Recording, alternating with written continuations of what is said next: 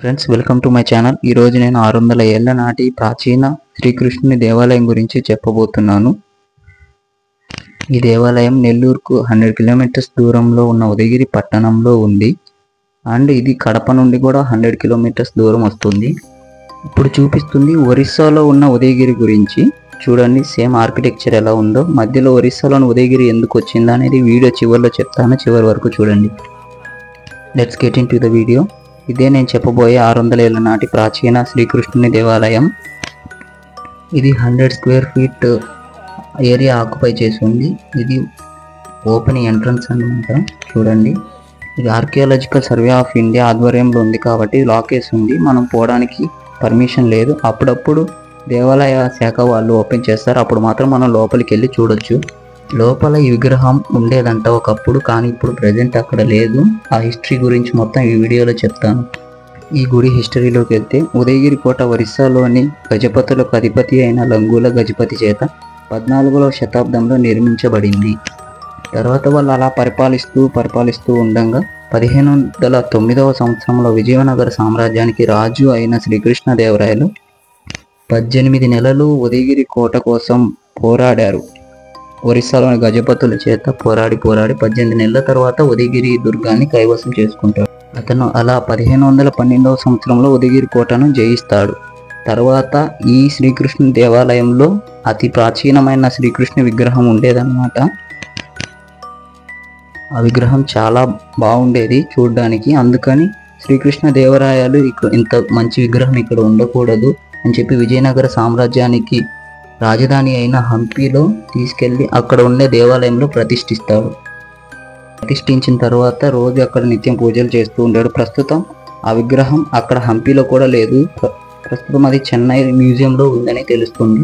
ఈ temple architecture చూడండి. ఈ టెంపుల్ మీద మనకు దశావతారాల్లో ఉన్న 10 అవతారాలు మొత్తం ఈ టెంపుల్ మీద చెక్కబడ్డాయి. చాలా అద్భుతంగా ఉంటాయి. ఈ టెంపుల్ అనేది 2 పార్ట్స్గా డివైడ్ అయి ఉంది. కింద పార్ట్ 10 ఫీట్ ఉంది, అది ఫుల్ రాయితో తయారు చేయబడి చెక్కబడి ఉంది. అండ్ పై టాప్ మాత్రం 20 ఫీట్ ఉంది. అది రాయి మెటీరియల్ అని చెప్పలేం, కానీ ఇది సంథింగ్ సున్నం లాగా ఉంది. కానీ మొత్తం దేవతలు అన్ని విగ్రహాలన్నీ ఇక్కడ చెక్కబడ్డాయి. టెంపుల్ మాత్రం ద్రవిడియన్ స్టైల్, నగర స్టైల్ కలిపి మిక్స్ అయి ఉంది.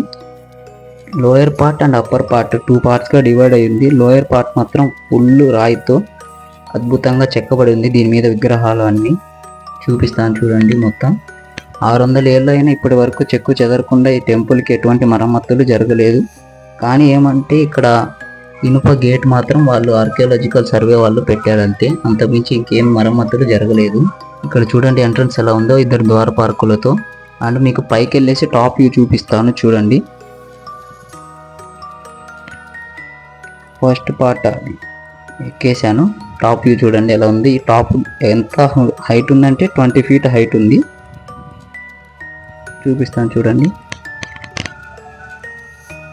ఇది ఉదయగిరి ఓవర్ వ్యూ. ఉదయగిరి కొండ చూడండి, సేమ్ తిరుపతి కొండలాగే ఉంటుంది. ఆల్మోస్ట్ సేమ్ ఉంటుంది.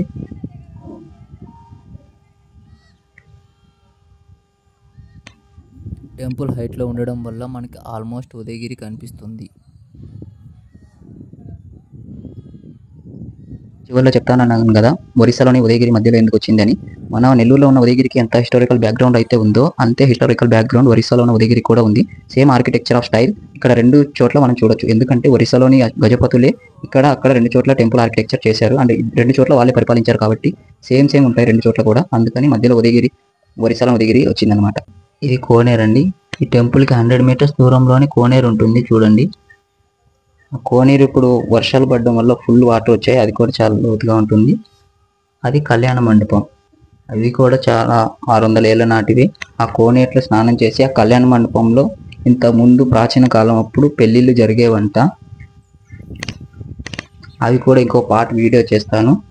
ఈ వీడియో నచ్చితే మీకు సబ్స్క్రైబ్ చేసుకొని లైక్ చేయండి. ఇంకా కంటెంట్ కావాలంటే నాకు కామెంట్లో చెప్పండి, ఇంకో పార్ట్ 2 చేయడానికి ట్రై చేస్తాను.